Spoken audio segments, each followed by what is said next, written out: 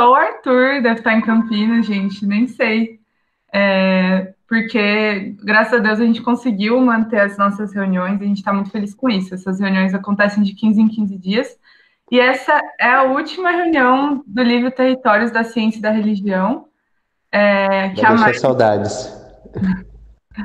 que a Mayra vai apresentar para a gente. E é isso. A gente pode dar o start. Quem vai fazer o devocional para a gente é o Gisiel, né? Tô certa? Tô certa.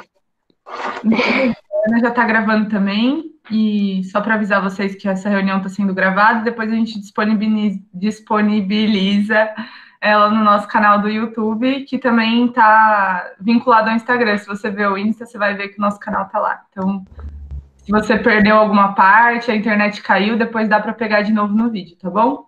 Então é isso, manda ver, Gesi. Bom dia, pessoal, tudo bem? Então, hoje eu vou trazer um devocional bem rapidinho, com base no texto de 1 Coríntios, capítulo 13. Eu vou ler uma boa parte do capítulo, vou ler do versículo 1 ao versículo 4, e depois prosseguir. Vocês estão me ouvindo? Que eu abri aqui a Bíblia online. Estamos sim. Tá dando bastante eco no local, mas eu acho que é só uma questão de estrutura. Mas o som dá pra ouvir, tudo bem. Beleza, é que eu voltei aqui para o confinamento esse fim de semana porque tinha muita gente lá na casa da Gabi, né? Mas então tô aqui, né? Mas, gente, então vou ler aqui o texto para vocês, tá? Se alguém não tiver a Bíblia, vai poder acompanhar. Então diz assim, 1 Coríntios 13, aquele famoso texto de casamento, né? Ainda que eu fale as línguas dos homens e dos anjos, se não tiver amor, serei como o sino que ressoa ou como o prato que retine. Ainda que eu tenha o dom da profecia, saiba todos os mistérios e todo conhecimento, e tenha uma fé capaz de mover montanhas, se não tiver amor, nada serei. Ainda que eu dê aos pobres tudo o que possuo e entregue o meu corpo para ser queimado, se não tiver amor, nada disso me valerá. Aí ele fala várias coisas sobre o amor e depois ele continua. O amor nunca perece, mas as profecias desaparecerão, as línguas cessarão, o conhecimento passará, pois em parte conhecemos e em parte profetizamos. Quando, porém, vier o que é perfeito, o que é imperfeito desaparecerá. Quando eu era menino, falava como menino, pensava como menino e raciocinava como menino. Quando me tornei homem, deixei para trás as coisas de menino. Agora, pois, vemos apenas um reflexo obscuro, como em espelho. Mas então veremos face a face. Agora conheço em parte, então conhecerei plenamente, da mesma forma com que sou plenamente conhecido. Assim permanecem agora estas três: a fé, a esperança e o amor. O maior deles, porém, é o amor.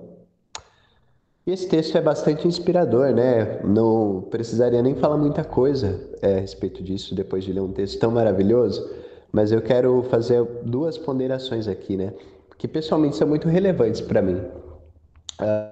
O tema de hoje é onde estamos em relação às fronteiras, onde estamos em relação à ciência e à religião, né?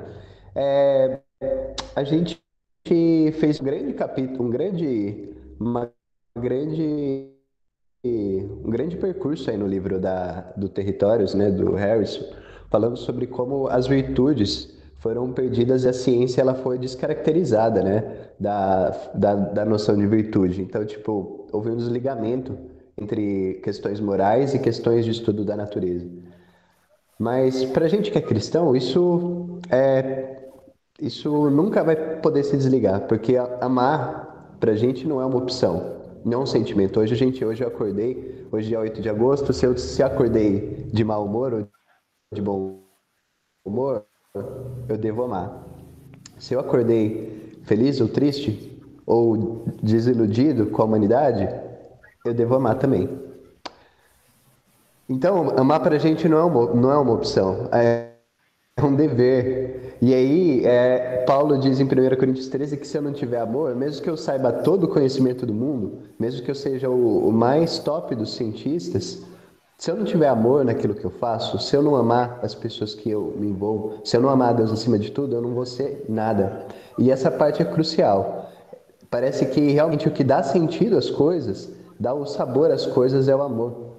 E sem amor a gente não é nada.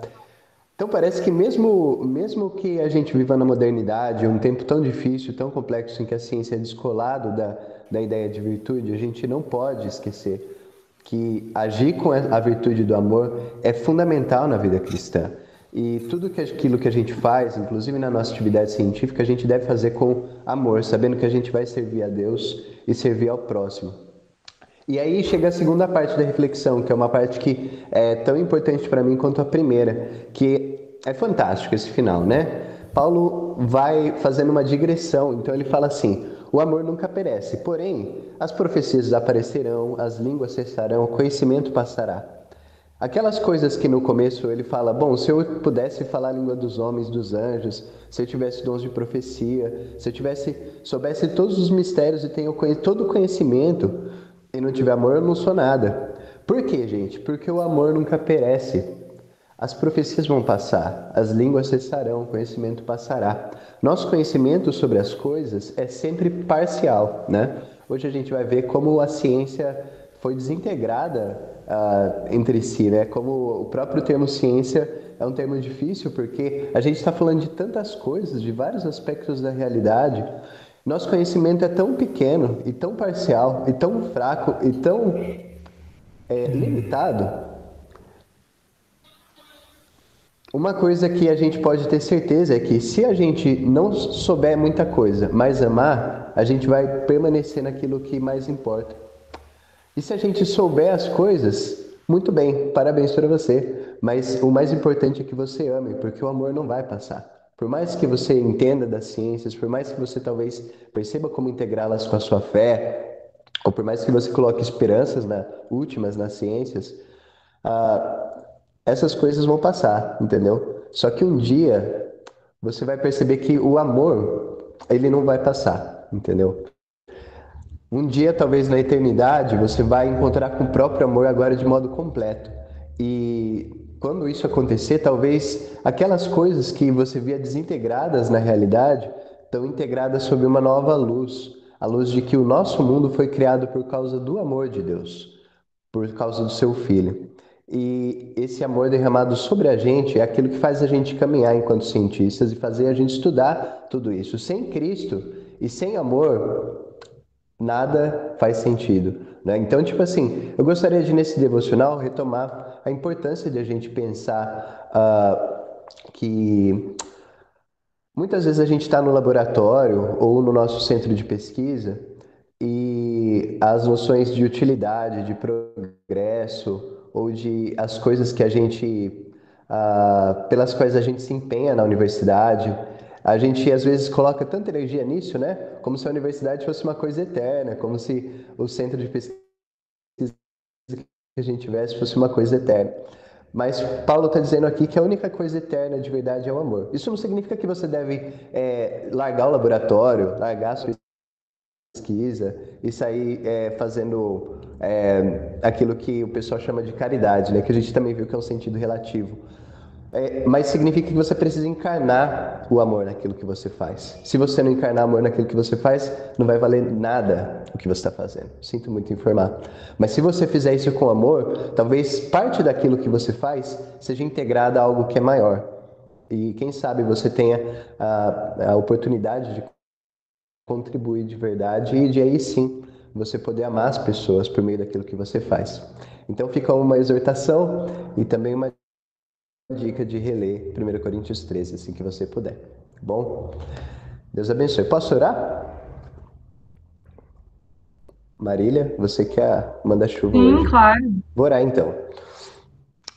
Senhor amado, te pedimos que o Senhor nos perdoe, porque nós somos pecadores. Porque a gente não é capaz de amar o Senhor e amar o nosso próximo. E quantas coisas a gente faz na nossa vida sem colocar sentido nisso. Quantas dessas coisas não são colocadas aos seus pés, não são feitas com o amor devido, o amor necessário. Muitas vezes nós fazemos as coisas só por amor próprio, muitas vezes nós fazemos as coisas só porque a gente se importa com a gente mesmo. Senhor, nos perdoa por isso. Nós pedimos que o Senhor nos ajude nessa caminhada aprendemos o que tivemos que aprender para que assim a gente possa amar o nosso próximo, para que assim a gente possa amar as pessoas que investem na gente, as pessoas que colocam dinheiro na ciência, aquelas pessoas que trabalham e contribuem com seus impostos para o governo, e o governo investe esse dinheiro em pesquisa científica, que a gente possa enxergar essas coisas de modo mais integrado, Deus. Nós sabemos que nossos tempos são difíceis, em que as pessoas atribuem tanto valor para coisas que para a gente realmente não faz sentido, porque o que é útil hoje e amanhã já não tem mais utilidade, e a gente percebe que grande parte do que a gente faz é vaidade. E quantos amigos nossos e quantas vezes a gente mesmo não entra nesse desespero de olhar e ver que tudo que a gente está fazendo é correr atrás do vento. Mas permita, Senhor, que o nosso trabalho resida no Teu amor. Em primeiro lugar, no Teu amor pelo Seu Filho. E depois também no Seu amor pela humanidade. Nós te pedimos, Senhor, que o nosso trabalho, o nosso conhecimento, tudo aquilo que a gente conhece de todos os mistérios possa ser conectado à vida de amor para a qual o Senhor nos convida. Para que assim a gente possa enxergar o verdadeiro propósito daquilo que nós fazemos e assim possamos reconhecer que o amor é a coisa mais essencial de tudo e que ela conecta aquelas partes que estão desintegradas para a gente na realidade, ela também atenua as nossas ansiedades, ensina-nos, Senhor, dia após dia, a caminharmos diante do Senhor, debaixo da virtude do amor, ensinando-nos, Senhor, a considerar o outro em primeiro lugar e que a gente possa se fazer de servo para isso. Abençoa a nossa vida e usa-nos para o seu propósito, em nome de Jesus. Abençoa também esse tempo de estudo, que o Senhor possa edificar as nossas vidas, que o Senhor possa abençoar a Mayra, trazer iluminação, que o Senhor possa abençoar nosso debate de hoje, em nome de Jesus. Amém. Amém. Obrigada, Gesi, pelo devocional, muito bom. Achei, muito bom mesmo. Obrigada por isso. E agora, então, a gente passa para a apresentação. Mayra, manda ver. Muito bem. Pessoal, bom dia. Estou muito feliz de poder fazer esse estudo aqui com vocês. Espero que vocês estejam bem acomodados por aí. Se vocês preferirem, fixa a tela aí onde está sendo compartilhada. A Ana está fazendo a gentileza de passar os slides por mim. Enquanto estrutura, eu pensei em partilhar o meu tempo em duas partes, onde na primeira parte eu vou usar cerca de 45 minutos para fazer a exposição, e o restante de 40 a 45 minutos nós vamos juntos conversar e ver as reverberações do que a gente vai conversar. Tá bom? Então tá aí, nesse primeiro slide, a nossa imagem de divulgação. Então o tema de hoje é Territórios e Fronteiras, onde estamos em relação à ciência e à religião. E aí eu vou pedir, Ana, pode passar para o próximo slide? Bom, eu acho que inspiradíssima pela devocional do Gesi, eu vou me propor aqui a amar vocês. Porque a chance de eu falhar miseravelmente no estudo é grande. Porque me coube não somente o capítulo 6 desse livro que a gente está estudando, que é Territórios da Ciência e da Religião, do Peter Harrison. Estou pondo aqui na minha câmera, olha o livro, quem nunca teve contato. E... como eu não estou com os slides, eu consigo ver os comentários. Então, qualquer coisa que vocês queiram ir falando, pode ir escrevendo que eu vou considerando, tá bom? Então, não somente eu vou ficar com o capítulo 6, mas me coube fazer toda a retrospectiva do que a gente veio estudando há quase 2 meses desse livro, fazer o capítulo 6 e concluir. Gente, apenas socorro, né? Mas a gente vai devagarinho. Pode passar o slide, Ana, por favor. E a gente vai, então, dar uma pensada qual foi a nossa trajetória até aqui, nesses capítulos. Pode passar? E aí eu quero colocar esse excerto, tá lá na página 187, é uma parte do capítulo 6, e é a tese inteira desse livro. Então a gente vai começar com essa afirmação. A tese do autor é: se buscarmos uma aplicação rígida das nossas categorias modernas do passado, estaremos fadados a obter um retrato distorcido. E o autor usa o livro inteiro para explicar esse ponto. Então, na verdade, o Territórios, ele é um livro com uma perspectiva histórica do que foi acontecendo com os termos ciência e religião. E aí ele dá todo o escopo para que a gente, então, perceba se é correto a forma com que a gente utiliza esses termos e, portanto, se faz sentido essa narrativa de conflito entre eles. Sensacional! Pode passar para o próximo slide. E aí, então, é o seguinte, capítulo 1. Agora eu vou começar, vamos ver o desafio se eu consigo cumprir. Capítulo 1. O título dele é Os Territórios da Ciência e da Religião. O que o Harrison diz nesse capítulo? Simplesmente, ele usa uma metáfora de que é impossível eu dizer que Barão Geraldo e Campinas sempre, desde a história do início da humanidade, tiveram uma rixa e um conflito. Simplesmente porque, desde o início da história da humanidade, não existia Barão Geraldo e não existia Campinas. Então, é uma questão geográfica. Não tem como eu dizer que, por exemplo, Hungria e Egito brigam há 4.000 anos, porque eles não coexistiram desde há 4.000 anos. São territórios que passaram a existir em um momento muito mais recente.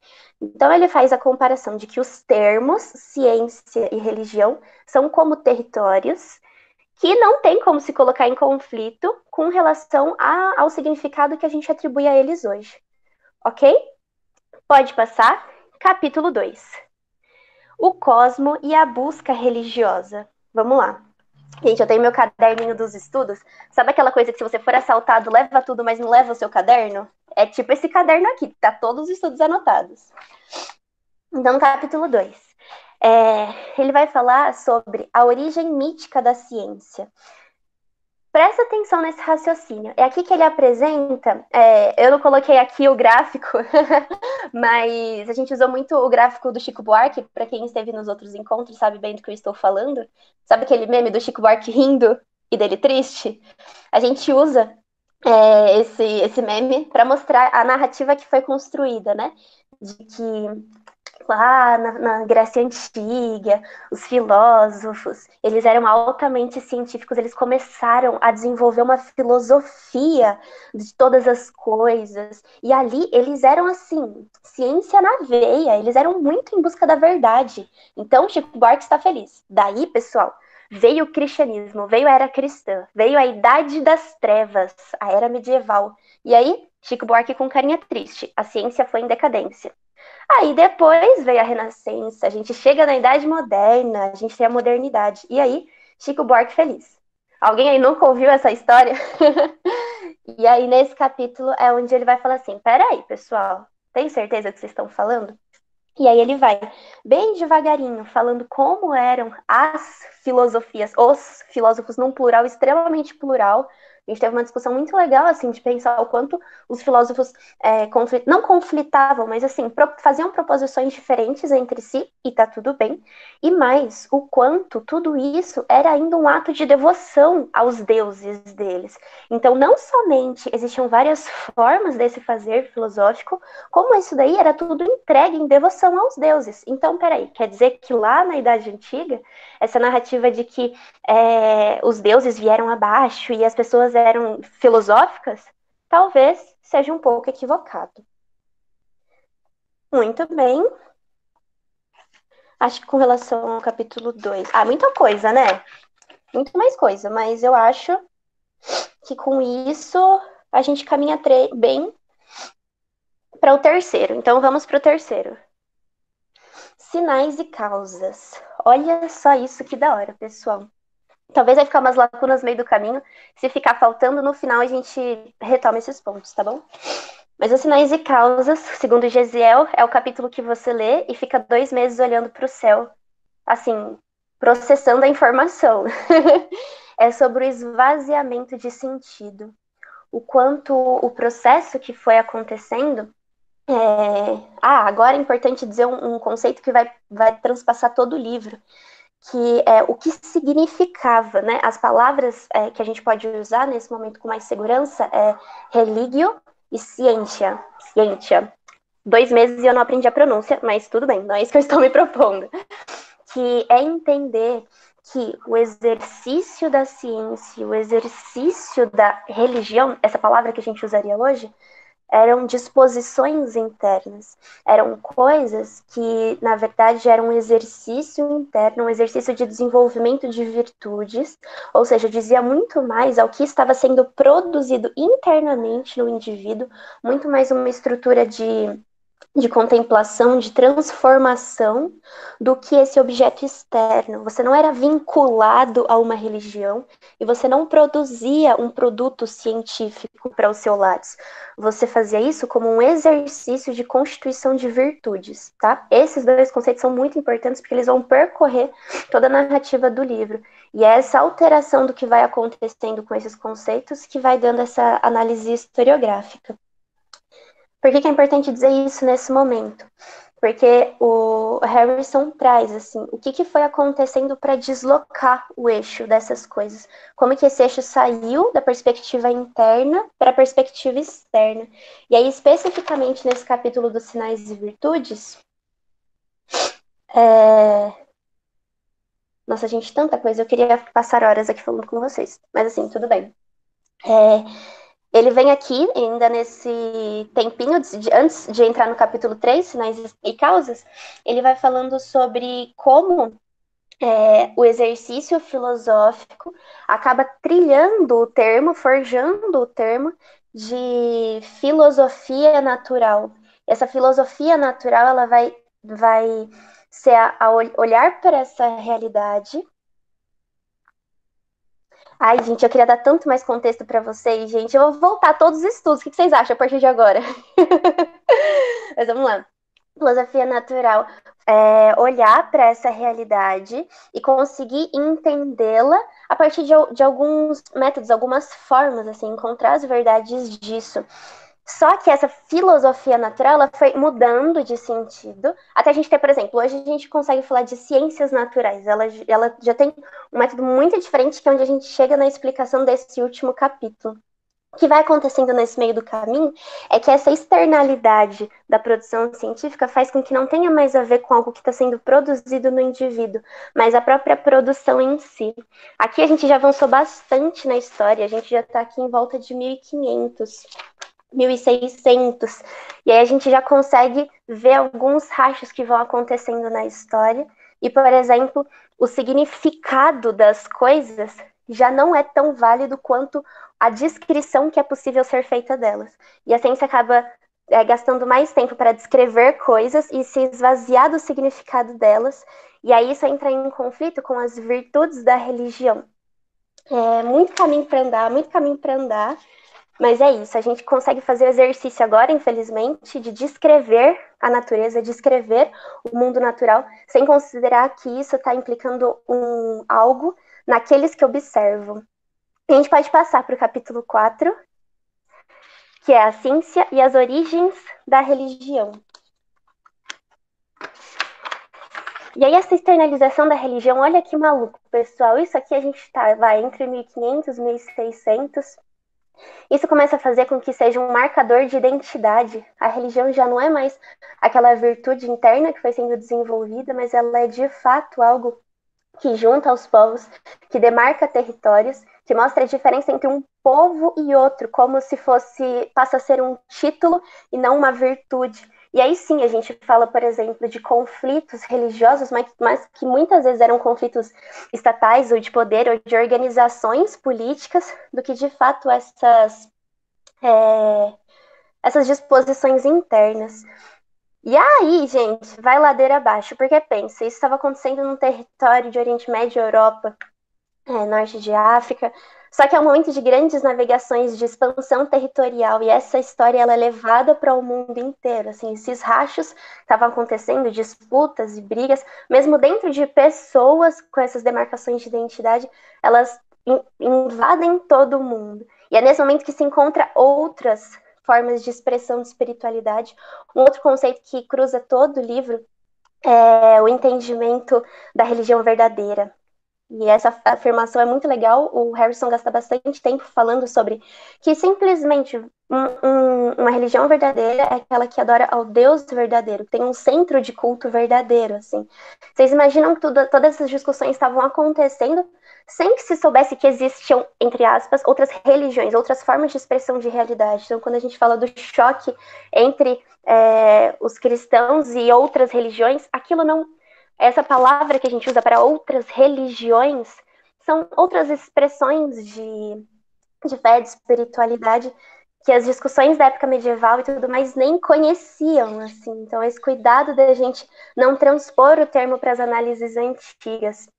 E aí, então, por isso, nesse capítulo, a gente dá religião, entre aspas, para vocês terem uma ideia, a teorização de, por exemplo, o que a gente diz hoje de religiões orientais, essa teorização vai se dar lá no final do século XVIII, século XIX, ela é muito recente para a história que a gente está falando. Exato, não era uma categoria de análise, era simplesmente a forma de se viver dos povos, né?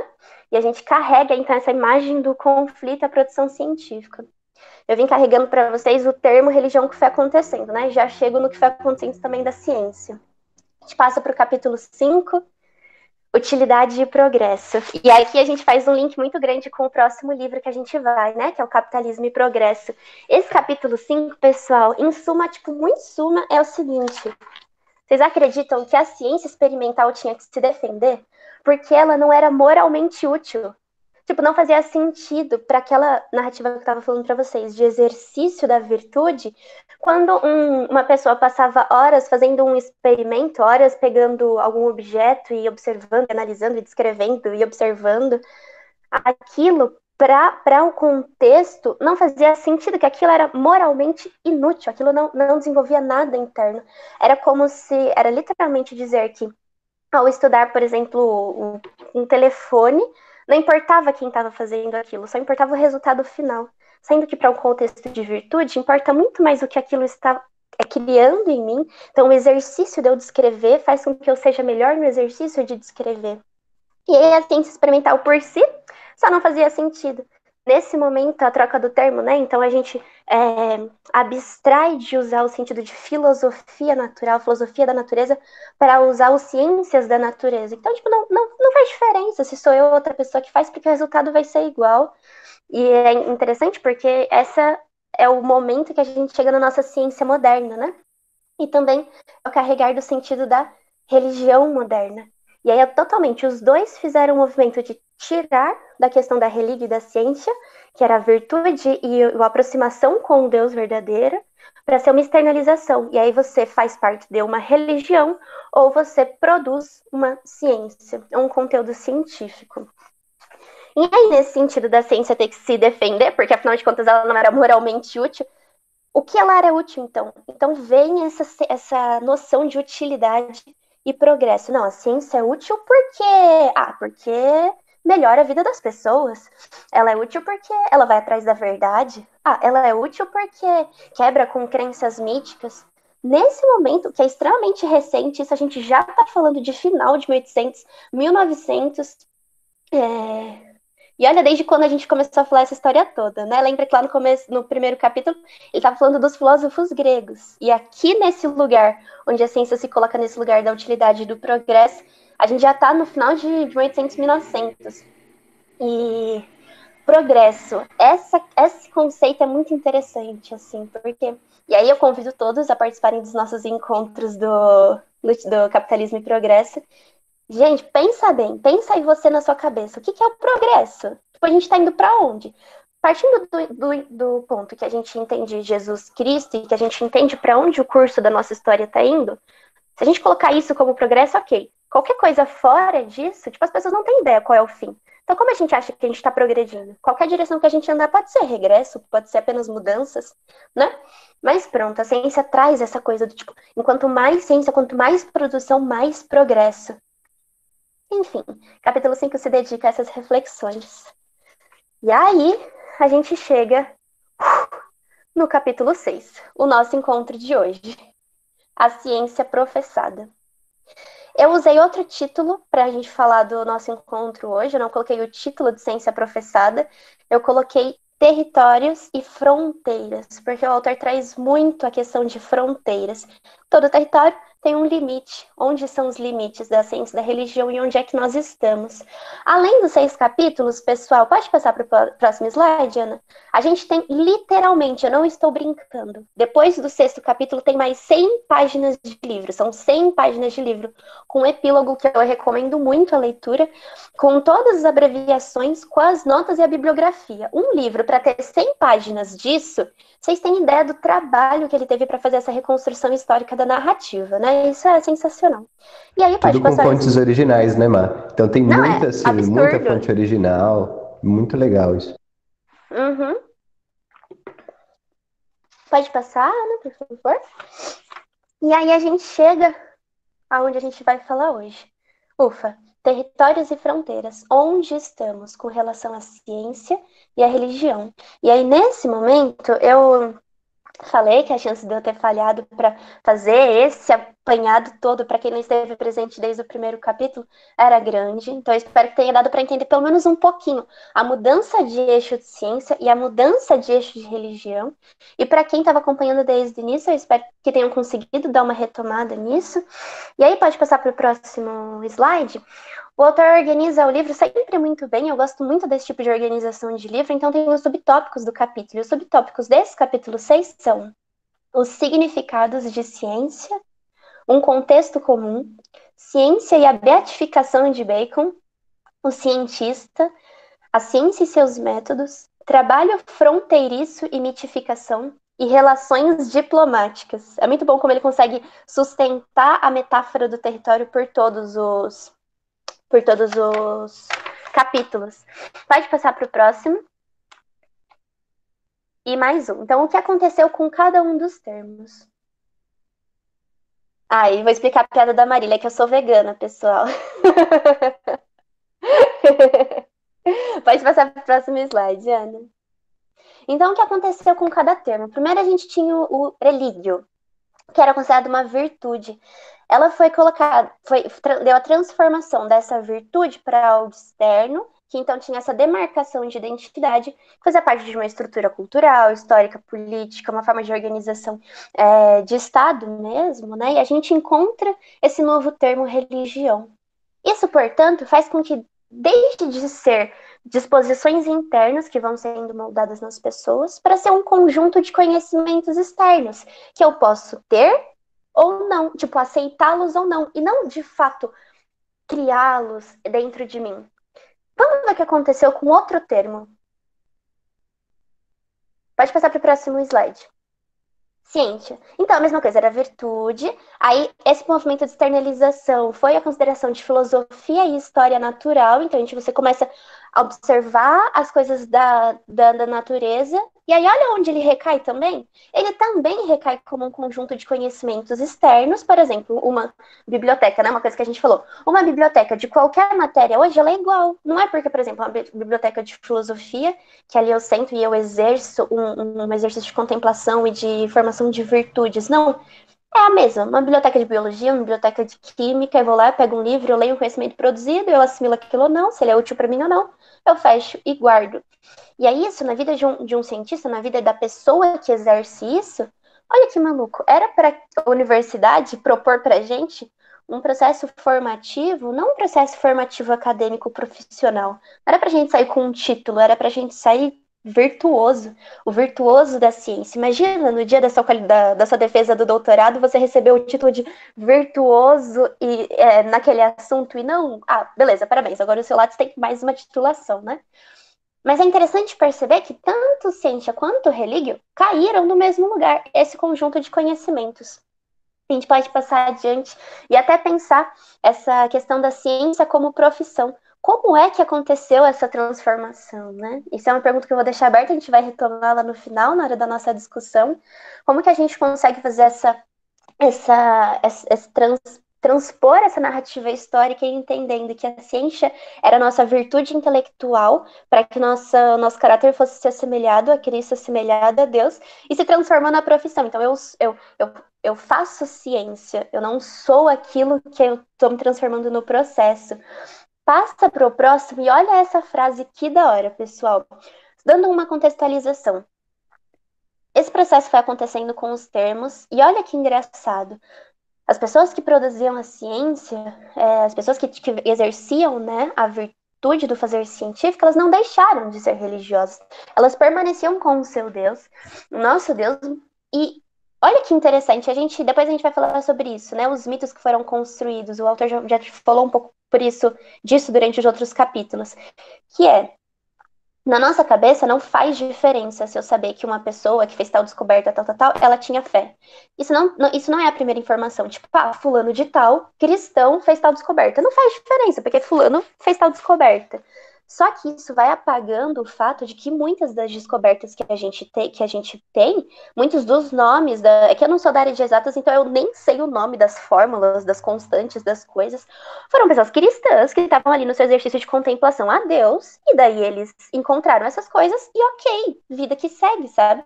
Mas o fato dessas pessoas apagarem o nome de que elas eram cristãs, por exemplo, Newton, você fala assim, poxa vida, Newton era cristão, como assim? Eu cheguei até aqui a minha idade e eu não sabia que Newton era cristão. E assim, vários outros nomes, pessoal de exatas ou de áreas mais referentes a isso, pode ir colocando nos comentários as pessoas que hoje vocês sabem, que como exercício de devoção a Deus, de louvor a Deus, foram fazendo esses experimentos. Dado todo esse contexto, olha o que o autor fala, tá lá na página 161. Referente ao fato, né, dessas pessoas continuarem produzindo ciência e permanecerem com a sua fé. Olha que da hora. Sem essa estrutura teológica global, as ciências da natureza corriam o risco de tornarem-se meros catálogos de fatos indigestos e não relacionados. Olha essa previsão de que, se a estrutura teológica saísse da ciência, a ciência natural se transformaria apenas em catálogo de fatos indigestos e não relacionados. E aí eu coloquei essa imagem aqui do lado que eu achei bizarro. Na hora que eu li isso, eu pensei nessa cena, eu joguei no Google e essa foi uma imagem que apareceu. Se você não é familiarizado com essa cena, se você é familiarizado, você já tá rindo. Se você não é familiarizado, pensa assim. Você é uma pessoa fazendo uma pesquisa.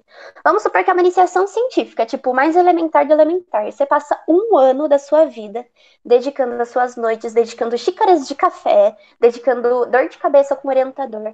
Você passa um ano produzindo uma pesquisa. Aí você faz um pôster, que é o jeito de você mostrar essa pesquisa para o seu avaliador. E aí você chega no dia marcado com o seu lindo pôster na mão. Aí te dão uma gôndola dessa, você pendura, você fica do lado de uma pessoa que fez um negócio que não tem nada a ver com você, do lado de outra pessoa que não fez nada a ver com você. Vocês ficam ali durante horas, só esperando o seu avaliador passar. E aí, depois que ele passa, você respira tranquilamente. Uma outra pessoa foi lá ver o seu trabalho, você enrola aquilo e vai para casa, assim. Que contexto bizarro. E aí retoma a frase. Sem essa estrutura teológica global, as ciências da natureza corriam o risco de tornarem-se dois pontos. Meros catálogos de fatos indigestos e não relacionados. Eis onde estamos hoje, né? E aí, pode passar para o próximo slide, Ana. Esse daqui eu tive que pedir ajuda para os universitários. Se alguém quiser me ajudar e corrigir aí na explicação que eu vou dar agora. Mas nesse ponto, Harrison fala sobre como, então, a ciência, vindo naquele movimento de ter que se justificar, né? Tipo, não, eu sou boa por causa disso, eu sou útil por causa disso. O Wellwell, não sei como é que é a tradução, a pronúncia, quer dizer. Ele fala dos métodos distintos de raciocínio. Então, a ciência ela vai se dotar de um método de raciocínio que se distingue do pensamento religioso. Então, a gente já transformou os termos, né, para um pensamento religioso, um pensamento mítico, místico. E aí ele fala, o pensamento religioso, ele é dedutivo. Então, eu tenho algumas afirmações que implicam uma na outra, é um tipo de raciocínio lógico. Então, vou tentar lembrar o exemplo que o Gesi me deu. Se eu falo que Mayra... já sei, inclusive. Mayra é uma... Não, vai. Gesi, fala aí os 2 exemplos, porque eu não quero me enrolar nessa parte, porque ela é importante. Tranquilo, mana. Vamos dizer assim, todo ser humano é mortal. Mayra é um ser humaninho, né? Mayra é um ser humano. Logo, Mayra é mortal. Perfeito. Como que é isso? É uma dedução. Por quê? Porque das premissas eu tiro conclusões inequívocas. Eu tenho regras da lógica que preservam a validade do raciocínio, entendeu? Desculpa, eu tava comendo, eu tô mastigando aqui.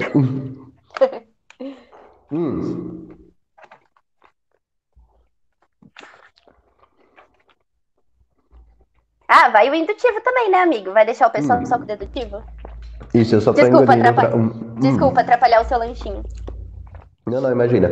Então, isso, no caso da dedução, o que, que a gente tem? A gente tem uma dedução é sempre um tipo de inferência, digamos assim, uma estrutura básica do nosso raciocínio, que incorpora certas regras que preservam validade e preservam a verdade, né, do raciocínio. Então, sempre que eu tenho premissas verdadeiras, num raciocínio dedutivo, eu não posso obter uma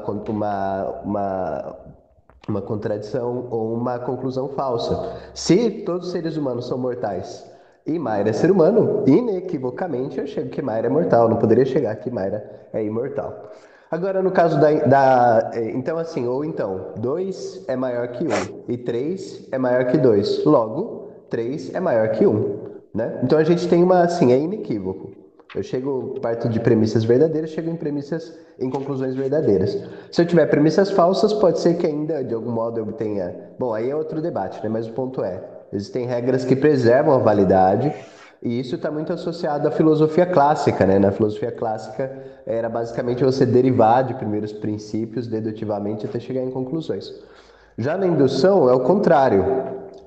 Eu primeiro observo os efeitos, digamos assim, e a partir disso eu extraio quais são as causas, né? É meio que assim, eu observo, por meio da minha observação e da minha experiência da realidade, quando eu observo, por exemplo, eu jogo um livro, pego aqui o livro do Peter Harrison, joguei uma vez, ele caiu. Aí eu pego um prato, jogo também, ele também cai. Eu posso falar assim, bom, parece que se eu soltar um objeto, ele cai. Eu vejo um cachorro malhado. Aí eu falo assim, bom, tem um cachorro malhado. Vejo 2, vejo 3. Nunca vi nenhum outro cachorro. Aí eu vou falar assim, bom, todos os cachorros são malhados, né? O raciocínio indutivo, então, ele parte da observação e tenta fazer generalizações. Essas generalizações nem sempre são verdadeiras, mas é o melhor que a gente consegue fazer com o mundo natural, né? A partir da experiência. A gente não consegue fazer deduções. Não tem como inequivocamente a gente chegar, mas é o melhor modo de observar coisas pela experiência, né? De fazer raciocínios envolvendo a experiência. Muito bem, obrigada. Vocês acham que eu explicar melhor que isso? Mas nem, né? Muito obrigada, amigo. Então é isso. E daí, esses dois métodos distintos de raciocínio, eles são creditados a lugares diferentes. E qual vocês acham entre esses que cabe à ciência moderna, da forma como então a gente está entendendo? O indutivo. E aí, isso é importante para a gente entender o quê? Pode passar para o próximo slide, Ana, por favor. E aí a gente chega nessa trajetória inteira, que foi extremamente longa, como vocês viram. A gente começou lá atrás, lá na Grécia Antiga, e a gente está agora no século XIX. É tipo ontem, a gente escovando o dente ontem, século XIX, para a história da humanidade. Obrigada, Marília, por colocar aí escrito para o pessoal. Então, chegamos no século XIX. E aqui a gente tem a construção de duas grandes coisas muito importantes, que é o cientista com letra maiúscula, aquele que é o cara, sabe? E, inclusive é o cara, né? Não é a mulher, é o cara. Tá, aquele cientista que ele detém a verdade, porque ele, através do método indutivo, ele tem de fato o poder e a capacidade de descobrir a verdade. E é muito interessante, né? O Harrison fala nesse momento, então, a natureza, ela passa a ser creditada não mais a Deus, mas ao cientista, como se o movimento dele descobrir e descrever a realidade fosse o que criou a realidade. Um pouco estranho, esquizofrênico na nossa visão, né, de entendimento de um Deus criador. E é isso, o cientista, ele pode olhar, a cientista, seja ela quem for, pode olhar para a realidade, pode descrevê-la, mas isso não muda o fato de que ela já existe, e ele só pode descrevê-la porque ela já existe. Simples como isso, né? Mas, enfim, no século XIX a gente tem essa construção firme e forte de o cientista. E também do método. Então, como é que eu vou, nessa questão, né, do raciocínio indutivo, como é que eu vou dizer o que é ou não ciência? Eu preciso ter muito claramente qual é o método. Inclusive, isso é um conflito que existe dentro da própria ciência, de como ela não reconhece ciências naturais, né? Não reconhece em outros processos. E isso, provavelmente, se você é da área de humanos, você tem aí esse cotovelo doendo, porque é isso, nos debates, nas discussões, muitas das vezes toda a nossa produção, tudo que acontece, já é de cara descartado por não seguir o método científico, assim. Discussões de outras metodologias de pesquisa, outras formas de se entender o conhecimento, de se entender a ciência. Inclusive, essa semana a Marília me perguntou, né? Marília da filosofia, eu estou no mestrado em ensino de ciências, que ainda é a rebarba, porque não é ciências naturais, é o ensino das ciências naturais. Mesmo isso, assim, a Marília me perguntou, como é que essas pessoas veem ciência? Existe uma discussão sobre o que é ciência?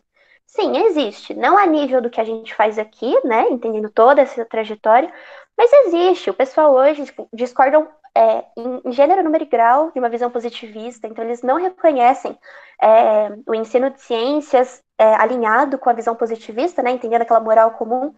Existem certas discussões, mas ainda muito forte posicionado, que o método científico é o que faz a ciência valer de fato, ainda ligado muito à ideia da utilidade e do progresso. E aí pode passar para frente, por favor. E o que isso gera? Essa demarcação muito clara de o cientista e o método, e agora eu vou usar um exemplo que quem está nesse momento vivendo isolamento com outras pessoas em casa vai entender muito bem, que é, a partir do momento que você vive sozinho, você se derrama pelo espaço. Você preenche o espaço como você pode. A partir do momento que você convive com outras pessoas, no caso da analogia que eu vou fazer, as suas fronteiras ficam mais demarcadas. Ó, até aqui é o seu, até aqui é o meu. Então, se você dividir uma cama, até aqui é o seu lado da cama, até aqui é o meu. Então, no exercício de contato com o outro, você demarca os seus limites, as suas fronteiras. E foi isso que então começa a acontecer. Para a ciência conseguir, tipo, se fazer valer de quem ela é de fato, se sentir com o seu território, é sempre necessário um exercício de oposição. Então, até aqui é ciência, ali é pseudociência. A gente pode falar de ciência e pseudociência. Então, até aqui é ciência, ali é tecnologia. Então, a gente pode falar de ciência e tecnologia. Aqui é ciência e humanidades. Então, até aqui é ciências, daqui para lá é humanidades. E aí, olha quem entra nessa bola, a nossa famigerada religião. Então, a gente tem ciência e religião, com territórios extremamente demarcados e fronteiras com, tipo, aquela cerca de 10 mil metros de altura, porque então não existe alguma forma de um território sobrepor ao outro. Isso faz com que várias narrativas sejam construídas. Pode passar para o próximo slide, Ana, por favor. Com que várias narrativas sejam construídas. Duas principais foram construídas no sentido de demarcar o território da ciência e da religião. A primeira é que existe um conflito perene. E esse conflito, ele é interessante porque ele pode ter várias formas de manifestação. Tô lendo aqui o comentário da Ana, não apareceu inteiro para mim. E pronto. Várias formas. Não, volta para o anterior. Isso. Desse conflito perene, que esse conflito tanto pode ser eles não podem coexistir.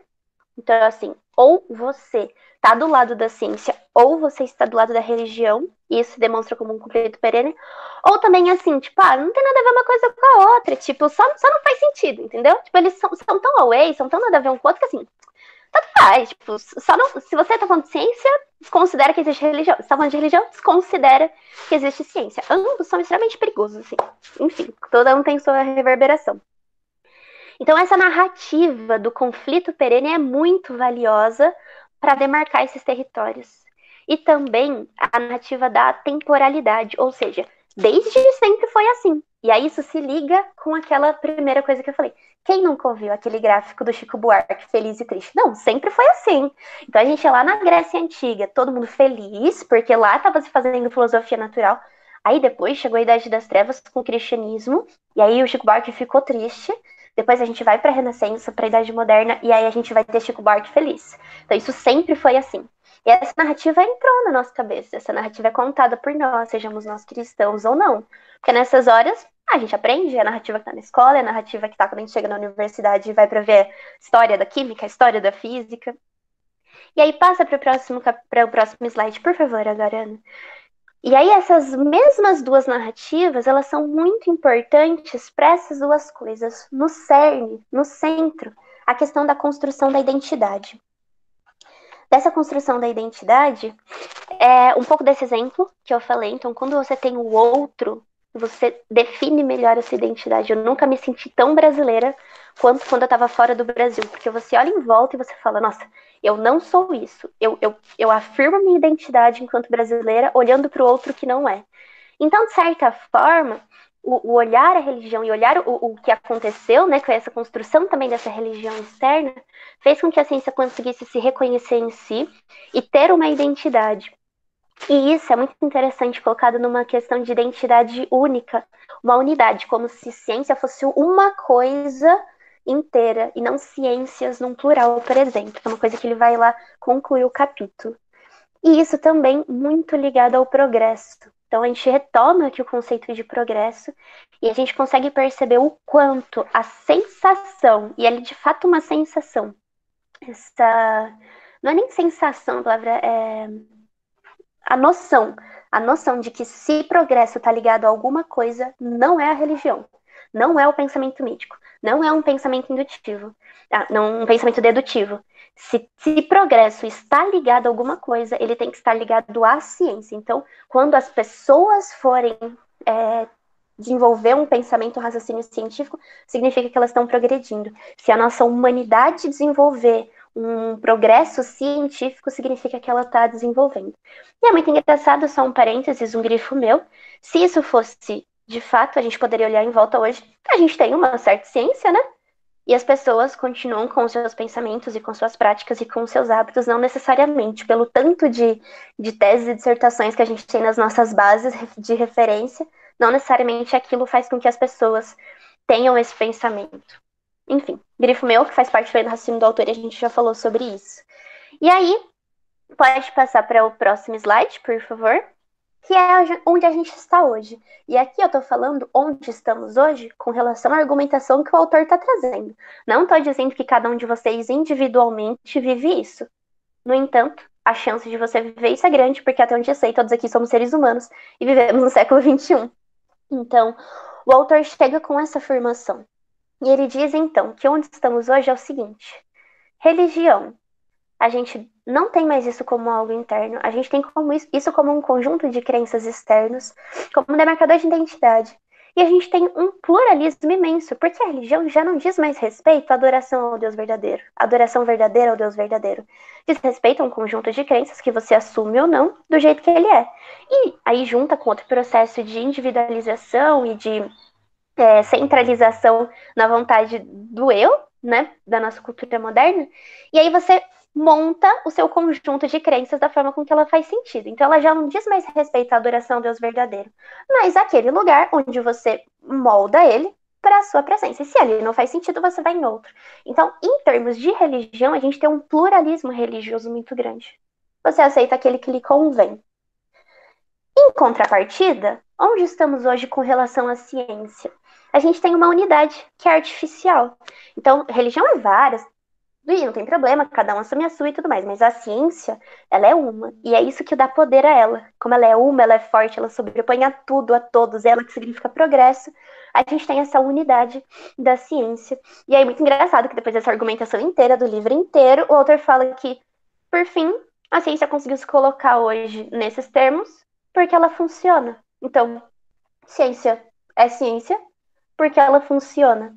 E aí o autor quebra isso, quase terminando, falando como é que ele vai fechar esse livro. Faltam 2 páginas desse capítulo, Senhor Deus. E aí olha que da hora, olha essa frase. Desculpa se sua expectativa está alta. Peraí que ainda não é no último slide, então eu vou ler aqui. Mas ele diz assim, então, a ciência é verdadeira porque ela funciona. A gente já tá lá na página 193. Só que aí o Harrison diz assim, só que pessoal, presta atenção aqui. A história da ciência é um cemitério de teorias que não funcionavam. E, de fato, com seriedade, é isso que a ciência é. Eu tenho argumentos suficientes para propor algo hoje. Mas se amanhã alguém tiver argumentos suficientes, demonstrações e provas de que isso não é, esse é o exercício científico. Isso é deixado de lado. Obrigada pela contribuição até aqui. E nós temos novas teorias e novos modelos. E a todo instante a ciência tem que ter essa consciência, né? De que amanhã aquilo pode não ser mais o que rege todas as outras coisas. E isso levado com seriedade, isso o autor coloca lá atrás, na hora do raciocínio, que o verdadeiro raciocínio científico baseado em indução nunca poderia produzir um conflito com religião. E aí é assim que ele conclui esse capítulo, chamando a atenção para como a ciência se colocou como ela pode estar onde ela está, só que ela sempre pode ser ressignificada. E aí sim eu peço, Ana, por favor, para passar para o próximo slide. Eu fui coletando. Liva, segue bem, amigo. Eu fui coletando alguns pensamentos que foi passando na minha cabeça durante a recapitulação que eu fiz do livro, e principalmente do capítulo 6. Então hoje, né, eu propus pra gente essa pergunta. Hoje, onde estamos com relação aos territórios e fronteiras? Para nós, aqui, entendendo tudo isso, é possível ser cristão e ser cientista enquanto profissão? Depois, pergunto para vocês todos, quais narrativas sobre ciência e religião você já ouviu? Então nós, agora pessoalmente, subjetivamente, que território nós ocupamos? A gente está aqui discutindo num grupo da Associação Brasileira de Cristãos na Ciência, um grupo local de Campinas, que está meio que num não lugar, porque nós estamos online, mas depois de ouvir todos esses termos e toda essa narrativa histórica, que território nós ocupamos? Então agora eu cumpro, chegamos 11h04, eu terminei até 5 minutinhos antes do que eu me propus, mas eu deixo aberto agora para quem quiser fazer alguma colocação, alguma consideração, alguma correção, o pessoal que foi acompanhando o livro, se achar que tem algum pedaço que vale a pena ter dito. O capítulo 6, se vocês quiserem chamar atenção para outros pontos. Como eu disse, fazer essa recapitulação era grande chance de não obter sucesso, mas eu espero que pelo menos algumas dúvidas aí atrás da orelha vocês tenham ficado. Muito obrigado, pessoal. Agora vamos conversar.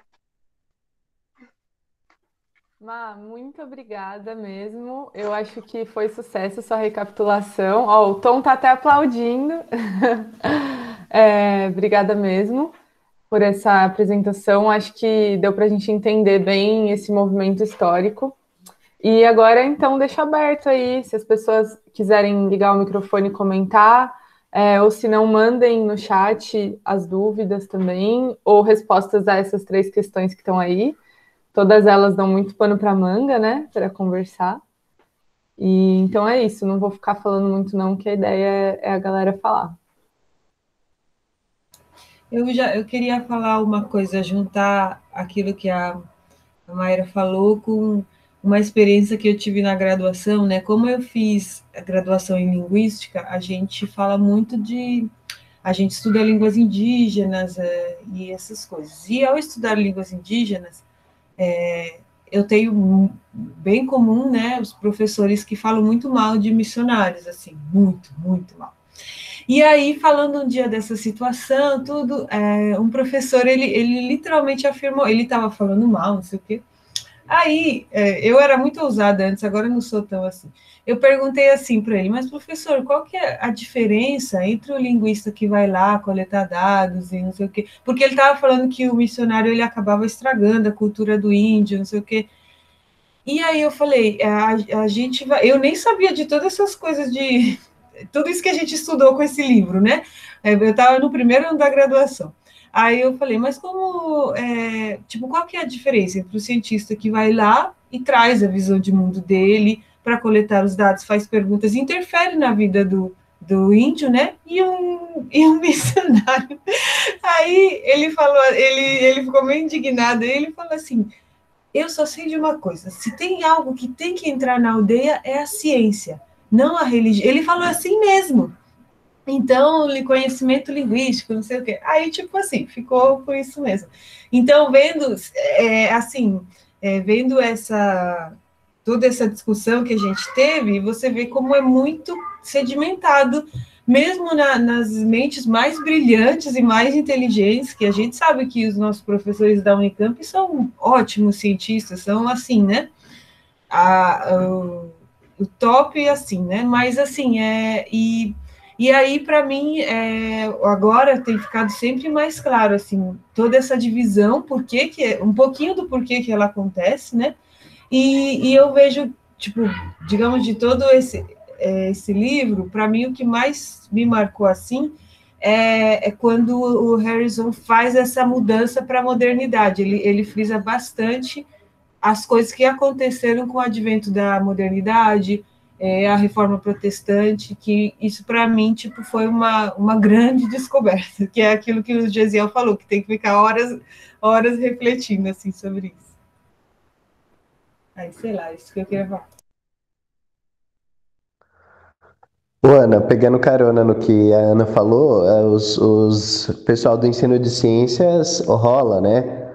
Com essas observações aí sobre ensino de ciências para os índios, né? Porque o que você deve fazer é justamente tentar fazer uma transposição que o máximo, assim, não agrida a cultura do índio tanto quanto possível, né? E se você chega com a ciência moderna, com a sua desmistificação característica, né, com assim, não, o Sol não é uma deidade, o Sol é apenas uma bola de fogo girando em torno. Então, assim, são coisas bem delicadas, né? Assim, eu gostaria, tem muita coisa para se discutir aí, mas uma delas é a falta, é nonsense, né? Absolutamente.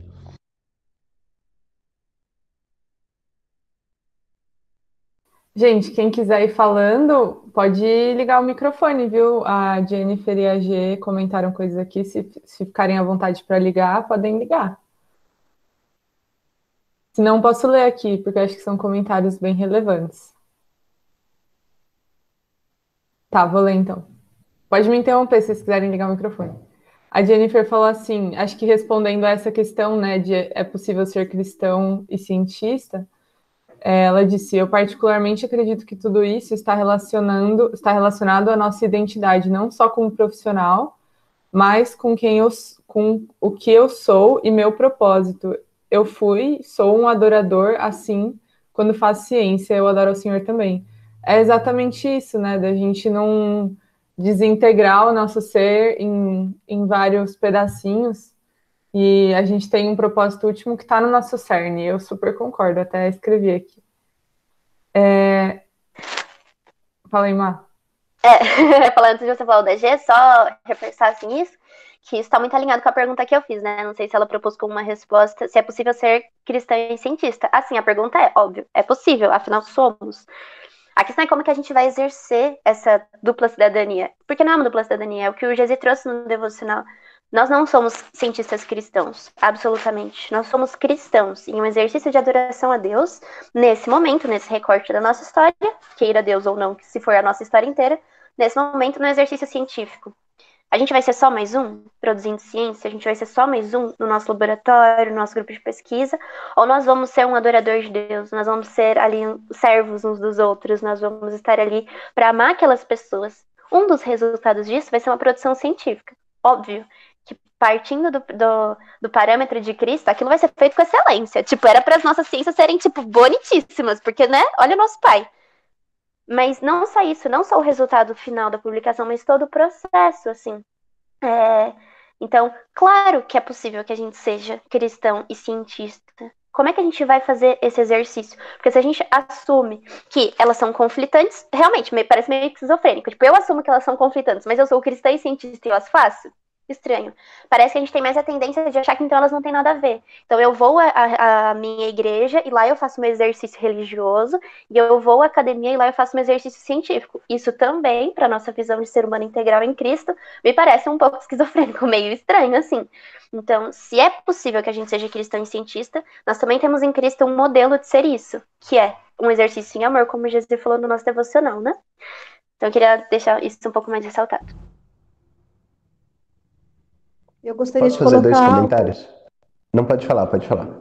Depois eu queria Tá. fazer dois comentários bem rápido. Eu também quero ser bem objetiva, né? Uma alegria, uma delícia estar aí ouvindo vocês, tão jovens, né? Eu já tenho uma certa caminhada aí, mas eu só queria retomar uma questão, né? É possível ser cristão?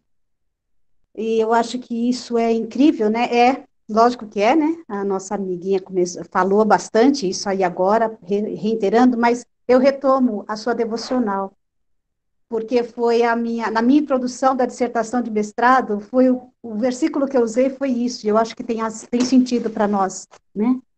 O amor tudo sofre, tudo crê, tudo suporta.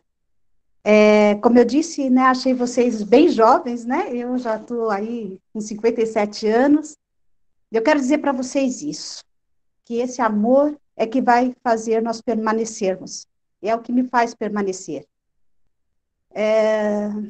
Ele é que vai nos dar a condição de tudo crer, tudo suportar.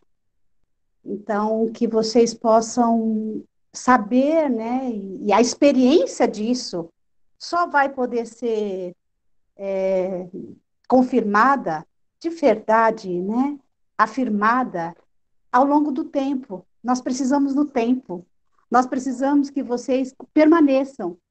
E aí, foi incrível ver a devocional, né? Tudo crê, tudo suporta, isso tem a ver com o tempo. Né? Eu me lembro um pouquinho de Daniel. Daniel, com 80 anos, eu não sei se vocês sabem, mas ele já estava com 80 anos, eu não sei se foi quando ele foi para a Cova dos Leões ou foi lá para a fornalha. Gente, então assim, é seguir Jesus, é pegar a sua cruz e seguir. E hoje, né, nós estamos falando da ciência, mas eu retomo assim, um pouco dos discípulos, né? Ser discípulo de Jesus sempre foi um preço, anti-progresso, se for o caso, né? Anti-valores, anti-capitalismo. Então, mas que vocês possam viver esse Coríntios 13 nesse sentido.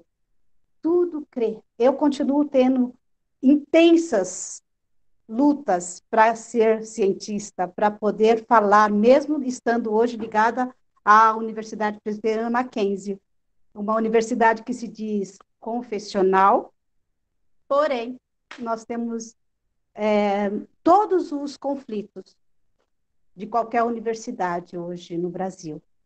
Então, eu só queria dizer isso para vocês. As narrativas são mínimas, né? Pouquíssimas. Um ou outro fala uma voz e fica no vazio, né? E aí só queria reiterar, porque me chamou muita atenção a questão do território, porque no nosso grupo de pesquisa de História e Ciências da Cultura, nós já publicamos 3 livros sobre territórios, né? E aí depois, em algum momento, gostaria de compartilhar os capítulos dos livros que eu pude participar. Território feminino, território e subjetividade, e é isso, eu acho que muito importante estar com vocês. Obrigada pela oportunidade. A gente que agradece, Jane. Obrigada por esse comentário, muito inspirador. É sempre bom ouvir de quem está mais à frente, assim, e já passou por muita coisa que a gente vai passar, né? E eu te agradeço mesmo, e é sempre bem-vinda. Acho que dos mais jovens aqui, o mais jovem é o Tom, mas com certeza ele está aprendendo muito com você também. Gesi, se quiser mandar o seu aí, pode mandar seu comentário. Seus 2 comentários. Obrigado, Mayra, no caso, né? Obrigado pelo estudo, viu, Maninha? Valeu mesmo, você foi muito didática, como sempre, com uma didática impressionante, uma fluidez incrível, né? Conexão das ideias. Obrigado pelo resuminho também que você deu no início, acho que isso foi muito importante para o pessoal entender. Depois eu quero fazer um comentário um pouco mais, assim, tentando resumir também o que para mim, né, é esse livro, assim, tipo, mas eu ia comentar sobre essa questão moderna, né, de como que a gente chama como que a ciência, o capítulo chama ciência professada, né, como que isso me chama a atenção de modo particular, né, porque antes de ler o livro, antes de tudo isso, eu não conseguia entender por que socialmente falando, ciência era algo tão disputado, né? Então a gente tem aquela coisa de a ciência ser algo muito disputado na modernidade. Então, por exemplo, vou dar um exemplo aqui. Se você fala assim que um remédio, digamos assim, um determinado remédio teve comprovação científica na luta contra o coronavírus. Alguém tomou, um cientista levanta, um cientista de bata, né? Aquela bata confere uma autoridade, assim, sacerdotal para ele falar alguma coisa, como se ele fosse enviado para falar alguma coisa em nome da ciência. E aí ele levanta e fala assim, bom, esse remédio, a ivermectina, vou dizer assim, né? Só peguei um remédio por aí que o pessoal fala que dá certo. dá certo na luta contra o coronavírus, né? Porque você toma esse remédio, as pessoas, os vírus morrem e tem comprovação sim, porque eu dei para os meus pacientes e funcionou. E aí levantam outros cientistas e falam assim, não, gente, não funciona não, por quê? Porque a gente fez testes lá in vitro e já não funcionou, que dirá em seres humanos. Então isso daí é placebo, etc, etc. E aí, as pessoas, assim, então a ciência é usada como uma, assim, quando alguém fala assim, isso tem um apelo científico, né? A respaldo da comunidade científica. Os cientistas acreditam, cientistas fizeram e comprovaram. Cientistas, a gente ouve aquela expressão que meio assim, dá uma angústia pessoal, que é falar assim, os cientistas provaram, e aí eu fico, ah, meu Deus, assim, cada dia que alguém fala que um cientista provou alguma coisa, um filósofo da ciência morre. E aí, assim, isso é uma coisa tão interessante, né? Como que surgiu socialmente com essa força a ciência? Como que ela se impôs no Ocidente, né? Às custas da religião. Então, o Harrison faz uma exploração nesses últimos 2 capítulos que, para mim, é assim, muito massa. Como que a ciência ela dependeu da legitimação social da religião, né? Do que a gente chama hoje de religião. Quem tinha espaço social e eminência era a fé cristã, né? Então ele toma o exemplo em inglês porque a Inglaterra era, assim, foi o país em que começou a Revolução Industrial, teve o desenvolvimento científico iminente, era um país protestante. Então todas aquelas narrativas de que a ciência era um tipo de restauração, né, digamos assim, da verdade em contraposição a todo o passado medieval, fazia muito sentido num país protestante. Só que mais ainda, ele mostra como que para os ingleses fazer ciência não era tudo isso, né? O que a gente chama hoje de ciência, fazer filosofia da natureza, não era uma coisa tão importante, tão assim, não era uma coisa tão elevada. E aí, tipo assim, para conseguir legitimidade social, a ciência se agarrou na religião, o que ele chama de teologia natural, né? Que a proposta é de você mostrar argumentos para a existência de Deus a partir do mundo natural. Mas aí o que aconteceu? Depois que ela usou a teologia natural, digamos assim, depois que os cientistas conseguiram status e iminência social, porque a ciência foi dando resultados, mostrando, entrando na tal da marcha para o progresso, que também tem razões políticas, econômicas, ela começou a ter eminência social e a partir daí ela despistou a religião, né? E hoje a gente tem a ciência como uma categoria. Então, se o pastor fala uma coisa, as pessoas não ouvem, mas se o cientista fala, as pessoas ouvem. Então, isso é muito curioso, né? Eu acho que nesse capítulo 6 da ciência professada, essa foi uma das lições de por que que isso aconteceu, né? O que a gente faz com isso, eu acho que é uma outra história, mas entender como que isso aconteceu é uma descoberta assim que não sei se foi para vocês, mas para mim foi muito interessante, né? Ah, pode falar, Má, depois eu falo. Perdão. Duas coisinhas. Eu acho que uma das coisas, Jesse, que me ajuda a entender é que, independente do processo histórico, nós não deixamos de ser seres feitos para adorar. Então, nós temos essa capacidade, essa inclinação e esse desejo. Então, nós vamos fazer isso, seja para o pastor, seja para o cientista, lidem com essa. Então, nós vamos adorar, seja lá o quê. Nós já adoramos bezerros de ouro, adorar as respostas verdadeiras da ciência é muito mais simples do que isso, né? E então, esse ponto. Aí eu queria trazer um aspecto pastoral, que é uma outra dimensão. Lembrei muito disso quando a Jane estava falando, assim, de esperar esse tempo, de entender o que mais pode acontecer e esperar isso em amor, né? Que é entender também uma outra perspectiva do que significa ser um cristão cientista, que é nós, entendendo isso como um campo missionário, a gente entende que todo campo missionário tem pessoas que estão ali arrancadas de perto de Deus, né? E isso faz uma diferença muito grande na vida delas. E se a gente entende que nós estamos com o maravilhoso Deus, tem algo muito diferente entre nós e eles. E não é diferente, que bom, vou colocar aqui, subir no degrauzinho de pódio. Não, eu vou descer, vou dobrar o meu joelho e vou servir essa pessoa. Porque na hora que as coisas apertarem, na hora que a gente estiver ansioso, na hora que todos os meus dados forem por água abaixo, na hora que eu for para outro país fazer uma pesquisa e, sei lá, tem coronavírus e eu não posso fazê-la, eu sei que existe o meu Deus, assim, eu tenho esse amparo, eu tenho essa orientação. E eles não têm, assim, então... Falando em aspectos reais, assim, a Má brincou aqui, né, da bata dos universitários, a virtude intelectual, a virtude não, né, porque a gente já não pode falar assim, mas o exercício intelectual, ela tá alocado dentro de um ambiente. Esse ambiente universitário é diferente do mundo acadêmico, mas ele contém isso. O que é a vida dessas pessoas? Vidas confusas. Se a gente fala das pessoas que estão ingressando na universidade, são vidas confusas, vidas de rompimento, vidas que sangram.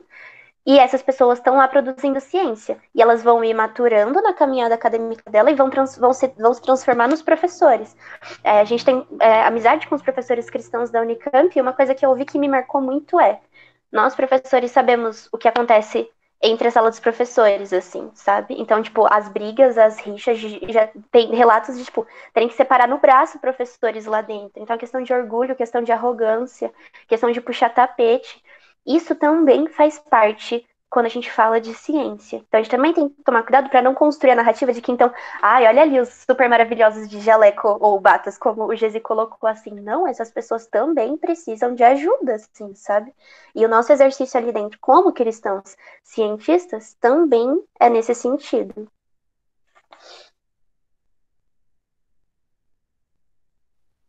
Não, é real, isso é verdade.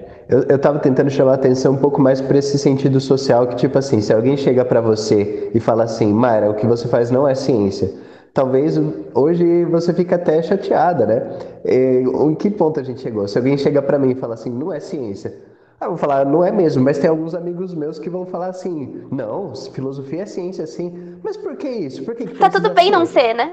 Exatamente. O que você fala é bem interessante, porque é o complexo do estudante de humanas, né?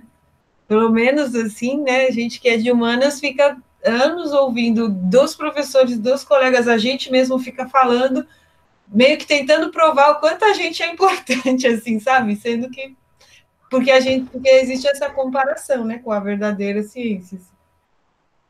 Que a gente também quer ser útil lá no meio, não é mesmo? No fundo, a gente também acredita na marcha para o progresso. E no fundo, a gente Sim. também quer se encaixar nisso. Então, Sim. isso... Bia, você queria falar antes de mim? Desculpa, querida. Fica tranquila, Má. Eu acho que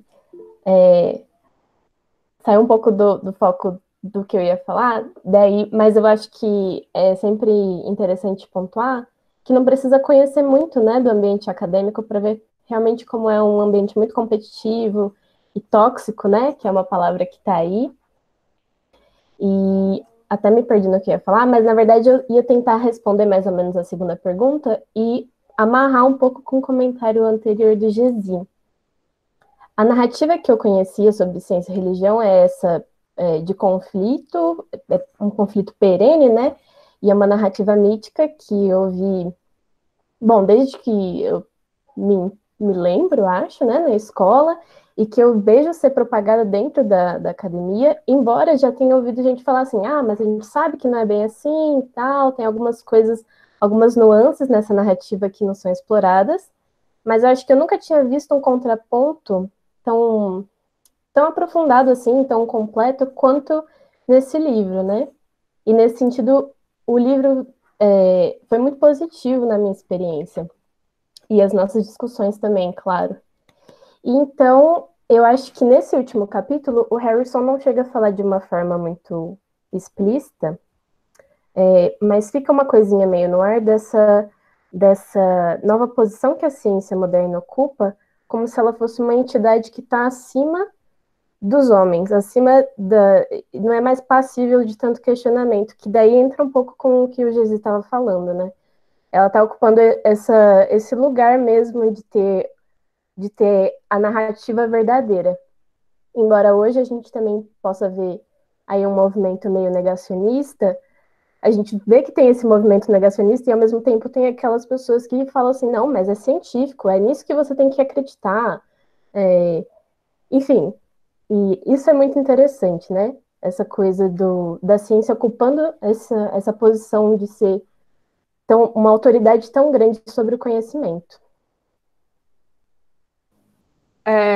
Eu vou fazer um comentário sobre o comentário da Bia, que é uma coisa que eu estava pensando agora, nesse momento que o Gezi falou esse negócio do remédio, né? E eu lembrei de uma conversa que eu tive com o Gezi mesmo, que a gente estava falando sobre esse negócio de como que a gente pode ter certeza que a gente não está com o vírus e com o coronga, né? E assim, você pesquisa em um site e fala que 10 dias se você está sem sintomas, você está sem vírus, 12 dias, 14 dias, 9 dias. E cada lugar fala uma coisa. E aí eu fiquei pesquisando sobre isso, porque eu precisava saber de fato, né?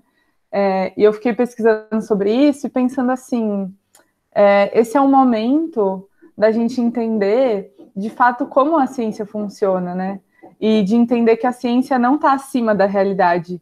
E a ciência, assim, é como se fosse um cachorrinho que estivesse correndo para alcançar e para poder finalmente entender a realidade como ela é. E, gente, é isso, a realidade é muito maior que a ciência, sabe? Esse momento, acho que do Covid mostra um pouco isso, que a gente esperar tanto por uma vacina e tal, porque a gente estava meio acostumado, do jeito que a gente aprende ciência na escola, a ver as coisas já prontas e coisas que as pessoas já entenderam. E, assim, já entenderam como funciona a força gravitacional, e a gente aprendeu isso. Então, a gente acha que isso é, de algum modo, maior que a própria realidade, né? E a gente esquece que pode chegar alguém daqui uma semana e falar que a força gravitacional funciona de outro jeito. Enfim, um exemplo meio chulo, porque eu não sou, né, da área da física, mas isso, a realidade está acima da ciência. Eu lembrei de uma música que foi o Gizi que me mostrou. Como chama aquela música, Gizi, do Canto Verbo lá? Contra o amor não há argumentos. Exato. Depois a gente manda essa música no grupo, mas se quiserem ouvir depois, super recomendo, é sensacional. Contra o amor não há argumentos. E uma das coisas que ele fala, o verso, é que ele tá falando como se fosse um cientista, assim, se referindo a um cientista, né? E ele fala assim, se não pôde explicar, o universo deve estar errado. Então, se o cientista não conseguiu explicar, quem está errado é o universo, não é o cientista, entendeu? E, na realidade, não é assim, né? E eu acho que, como cristãos, a gente consegue ter essa humildade de entender o quanto a realidade é muito mais ampla do que a nossa própria pequena racionalidade pode entender. E, enfim, era esse meu comentário. Pode falar, Gizi. Eu tenho um comentário sobre o comentário da Má, que foi sobre o comentário da Bia, que ligou com o comentário da Mayra e que ligou com o meu comentário inicial. Mas eu tenho uma coisa que eu acho que é interessante também, que liga isso no capítulo, né? Que é como o cientista explica a moralidade.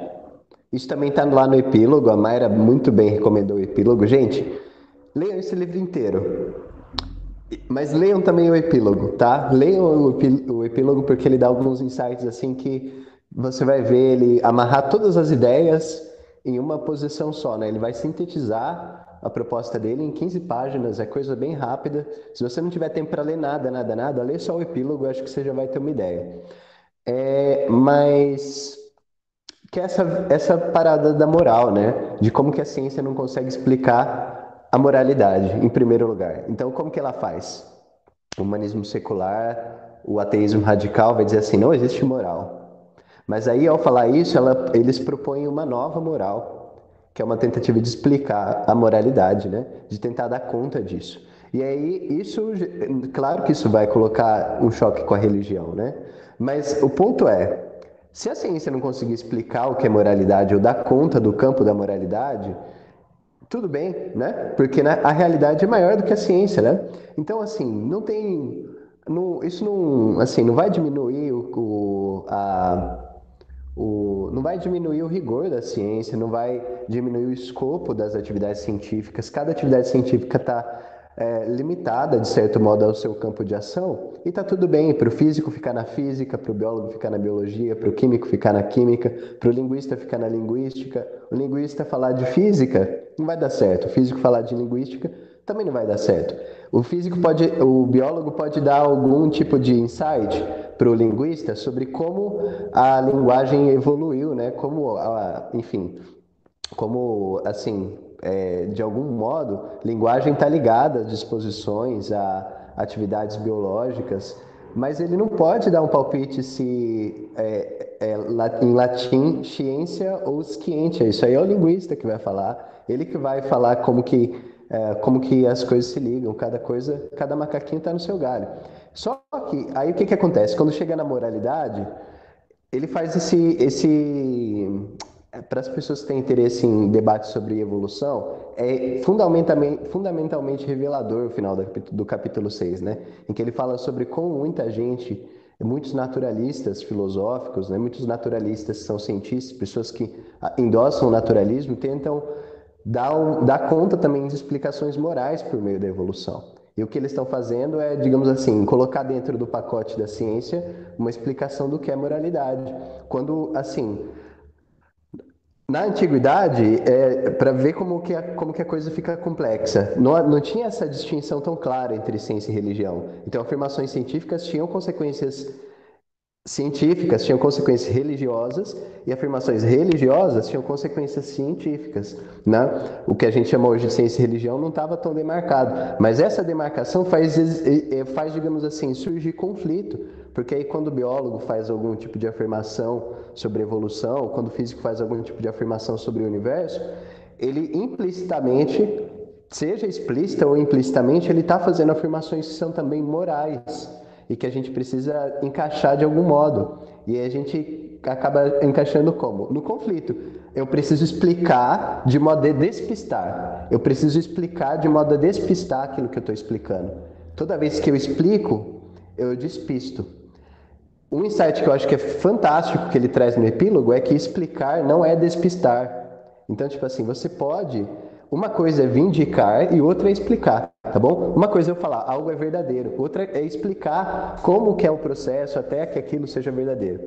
Uma coisa é dizer que existe certo e errado. Outra é dar, por exemplo, uma explicação de como que certo e errado aparecem na nossa cognição. De como certas coisas, como certo e errado, favorecem talvez a nossa sobrevivência, favorecem a gente olhar para o mundo. Só que essas duas coisas não precisam entrar em choque patente. Elas podem até entrar em choque, mas a gente não precisa entrar em crise se a gente não consegue explicar as coisas. E se a gente consegue explicar elas, a gente também não precisa entrar em crise como se a gente tivesse despistado a realidade delas ao explicar. Então existe certo, errado, bem, mal, verdade, existe beleza. E existem explicações sobre como essas coisas aparecem na nossa vida. Só que a gente não precisa entrar em pânico toda vez que uma explicação aparece, né? Como se ela tivesse, assim, jogando fora a nossa moralidade. Ao mesmo tempo, o cientista tem que entender que ele faz certas afirmações que vão ter consequências morais, mas que talvez não seja dever dele ficar, digamos assim, metendo muito o bedelho em campos que não são muito da ação dele, né? Só que quem está falando isso também é uma pessoa moderna, né? Que conhece os territórios da ciência e da religião e está falando assim, bom, tem o território que é da religião, que é desrespeito à moral, tem o território que é natural. Então eu reconheço que tem certos conflitos que são inevitáveis, né?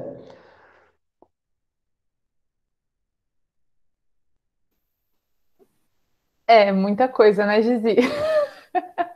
Eu fiz uma digressão Mas, muito grande, desculpa o volume de informação, mas é só, assim, pessoalmente isso me chama muita atenção, né? Como que essas sim. coisas são reveladoras para o nosso debate aí sobre fé e ciência. Sim, é que no fim a gente sempre esbarra nisso, né? O que a ciência pode falar, o que a filosofia pode falar, explicar, o que a religião pode explicar. Aí a gente. Nossa mentalidade moderna acaba já separando. É uma bagunça, assim, na minha mente fica meio bagunçado até, eu devo dizer. Bia, quer comentar o que você escreveu aí? Ah, eu posso comentar depois. Acho que o Tom tá sinalizando assim. Acho que ele quer falar.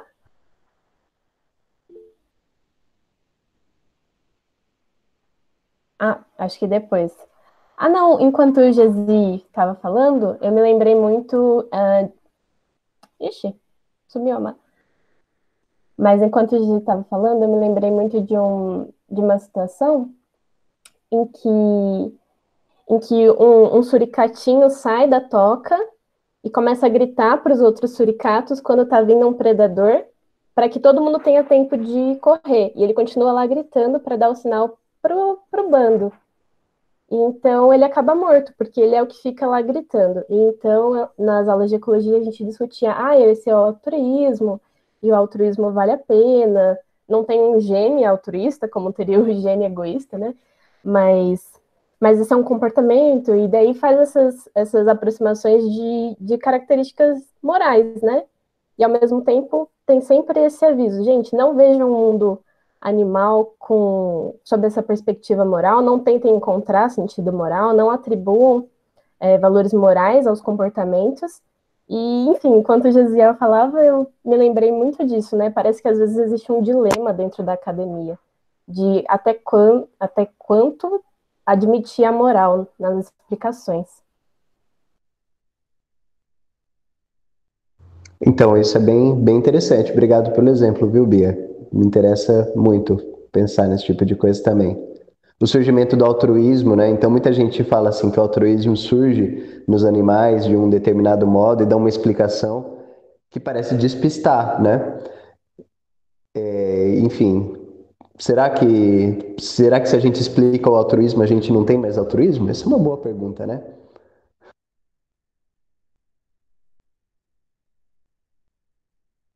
Mind blowing. O Tom, você quer fazer um comentário também? A gente não te ouve, você tem que ligar o microfone.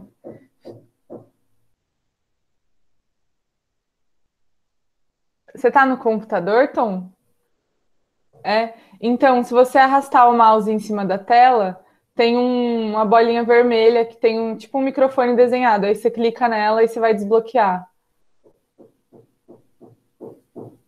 Apareceu aí? Aí, desbloqueou? Isso. Estão me Sim. ouvindo? Ok. Não, eu só queria ler um texto, porque eu fico muito empolgado com essa moçada toda aí, amando a Deus e tentando desvendar esses mistérios todos aí. E eu ontem estava lendo um texto na Bíblia, até vou escrever um pouquinho sobre isso na pastoral, e queria partilhar com vocês, né, que um sonho que Salomão teve quando ele estava começando a reinar depois que Davi morreu. E ele diz assim para Deus: eu não passo de um jovem e não sei o que fazer, Senhor. Então, o que ele pede a Deus? Diante desse sonho que ele tem, Deus diz para ele: peça-me o que quiser e eu te darei. E o que ele pede a Deus? Dá, pois, a teu servo um coração cheio de discernimento para governar o teu povo e capaz de distinguir entre o bem e o mal.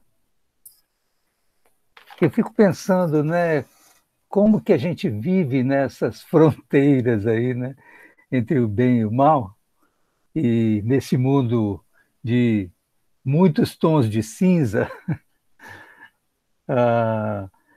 E isso às vezes, né, nos deixa meio perplexos, em dúvida, inseguros. E o que Salomão fez, que foi considerado o homem mais inteligente da história, ele pediu a Deus o quê? Ele pediu sabedoria e discernimento para distinguir o bem do mal. Então, é aquilo que a Mayra falou, né? A gente vai ter que ajoelhar e dizer: Senhor, o meu conhecimento é muito precário. E a própria natureza, né, nos informa muita coisa do Senhor, mas a gente continua em dúvida.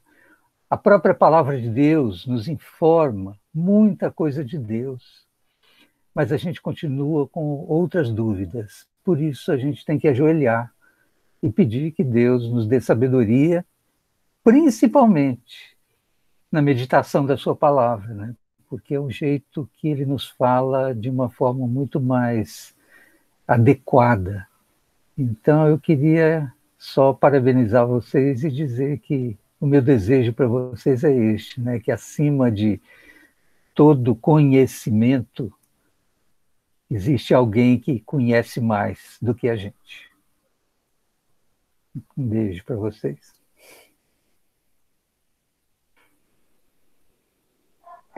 Coisa Valeu, boa Tom. de ouvir, Tom. Obrigada.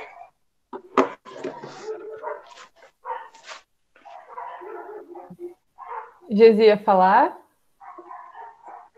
Não, só agradeci. Valeu, então. Obrigado pelas palavras de sabedoria. Tamo junto, meu amigo. É isso aí. Gente, a gente pode ir caminhando para o encerramento. Quem mais quer fazer comentários, fiquem à vontade aí. Não, tá acabando o livro, gente. Que triste. Eu queria encerrar depois lendo uma partezinha do epílogo para vocês, mas antes eu quero saber se tem mais comentários, se alguém quer falar mais coisas. Lá atrás eu ia dizer, Má, quando você falou, usou a imagem do cachorrinho correndo atrás, eu adorei essa imagem da ciência. E me lembrou uma outra coisa, eu tô assistindo uma série que é bem, retrata, né, um momento bem antigo, e fala de um jovem que quer muito ser médico, porque é o símbolo máximo do que a ciência pode fazer pelas pessoas, né? E ele é bem jovenzinho, e aí ele perde o terceiro paciente para a morte. E aí ele se frustra, e ele entende que não importa o quanto ele saiba, ele pode momentaneamente curar essa pessoa, mas depois a pessoa que ele curou vai morrer. Tipo, só não existe outra possibilidade, assim. Então, nem mesmo aquilo que ele colocou como ápice do que ele poderia fazer pelas pessoas, livra elas da morte. Aí, nesse momento, ele decide que, então, ele pode seguir outro caminho, assim, com o coração tranquilo. E essa imagem também, para mim, é muito, muito interessante com relação ao conhecimento que a gente pode conquistar. Porque a gente pode conhecer qualquer coisa, mas ela não vai mudar coisas essenciais da vida, assim, né? Quem fez isso pela gente foi Jesus, que aí, literalmente, ele nos tira da morte, assim. Então, isso pra mim, se eu tiver que escolher, de fato, um lugar pra pesar, é a escolha pelo amor, né? Como a gente veio falando. Muito bom. Isso aí. Legal, Má, obrigada. Que série que é essa? Fiquei curiosa. Anne de Green Gables. Ah, tô ligada, eu comecei a assistir, mas eu não continuei, mas fiquei curiosa, da hora. Coloca o nome depois aí. Posso falar uma coisa, Má? Uhum. Uma coisa bem pontual, bem rápida, que um problema que é interessante para quem também gosta de discutir esse assunto de demarcação é o famoso problema da demarcação, né? Que a Mayra chegou a mencionar, né? Assim, o que distingue ciência de tecnologia, ciência de pseudociência, ciência de religião?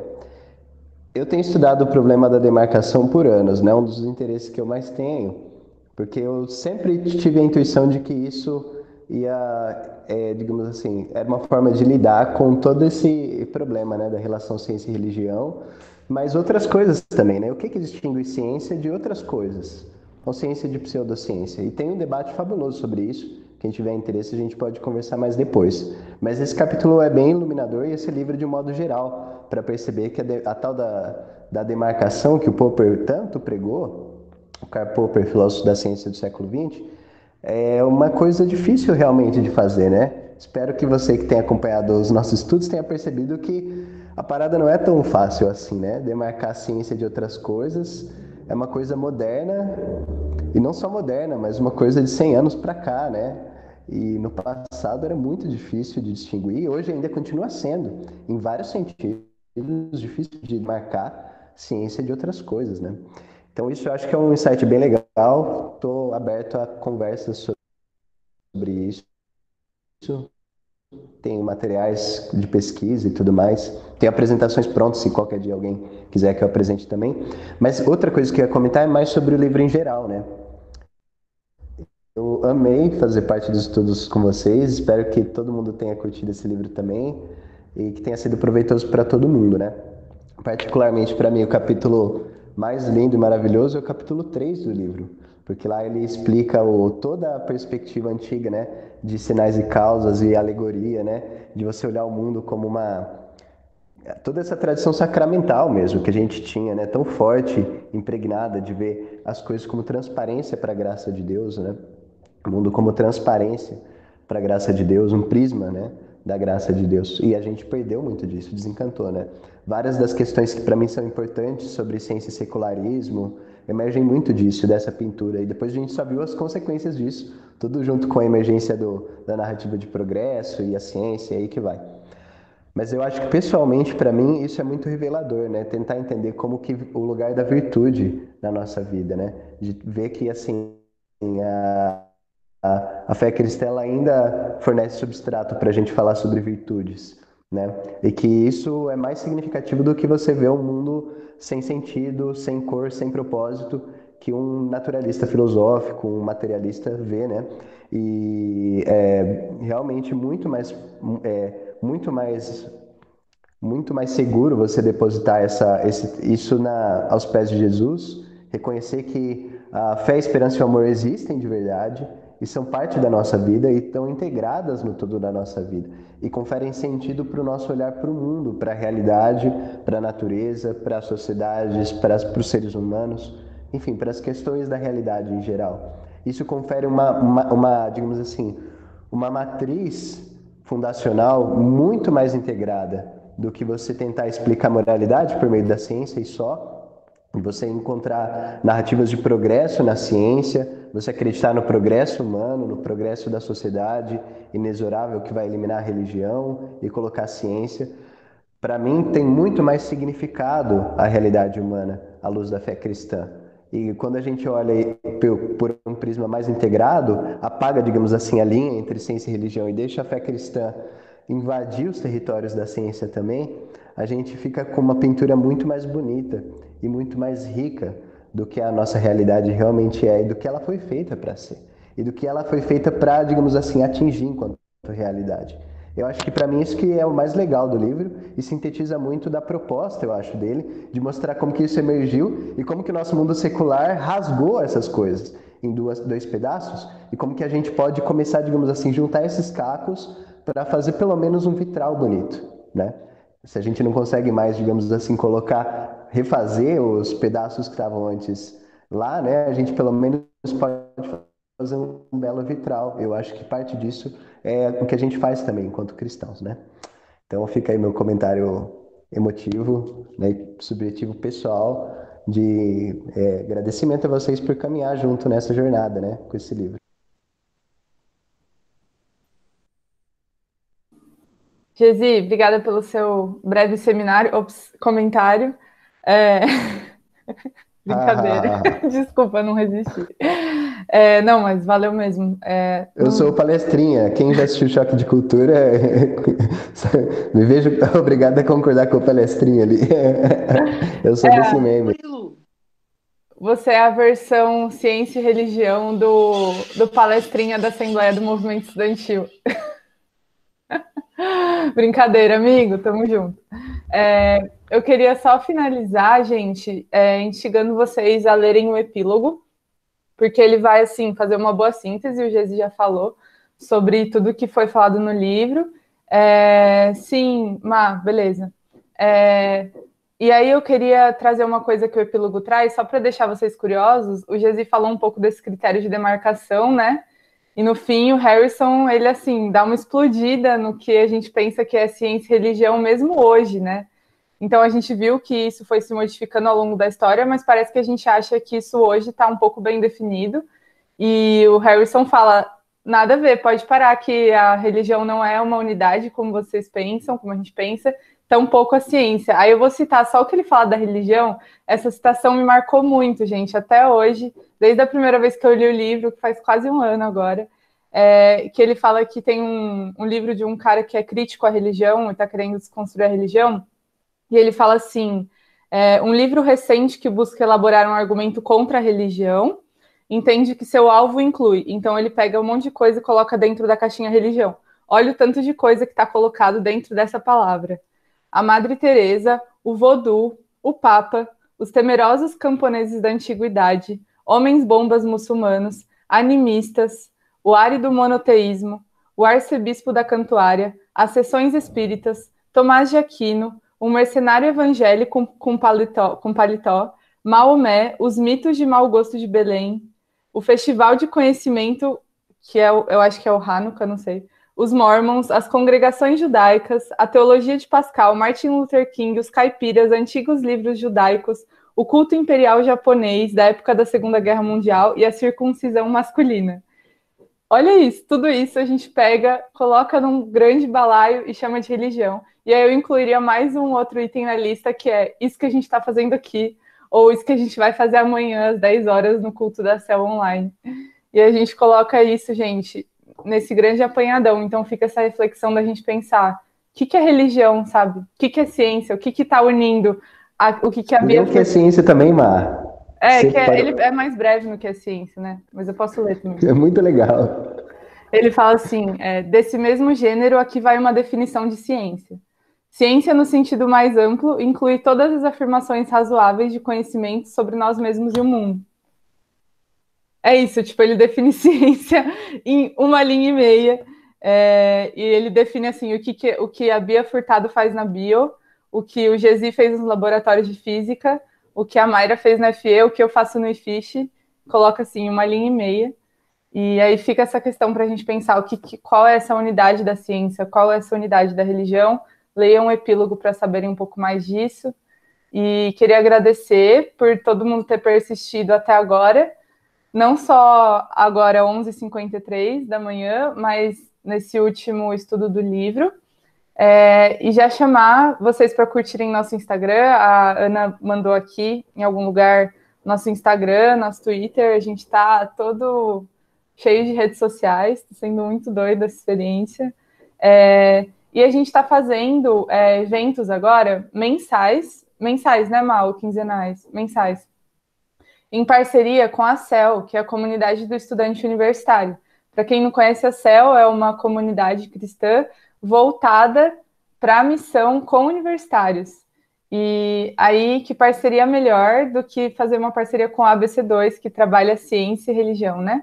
Então, toda terça não, né? Uma terça por mês, a gente está fazendo programações em conjunto, online, e isso está sendo divulgado, tanto no nosso canal do Insta, quanto no Insta da CEL. Então, fiquem de olho, está tendo debates muito legais. O primeiro foi com a Ana, né? Sobre identidade, como que era? Identidade do eu? Não lembro o nome agora exatamente. Não é identidade do eu. Não, né? Identidade e o bem é que eu não fui nessa programação, gente, maior vacilo.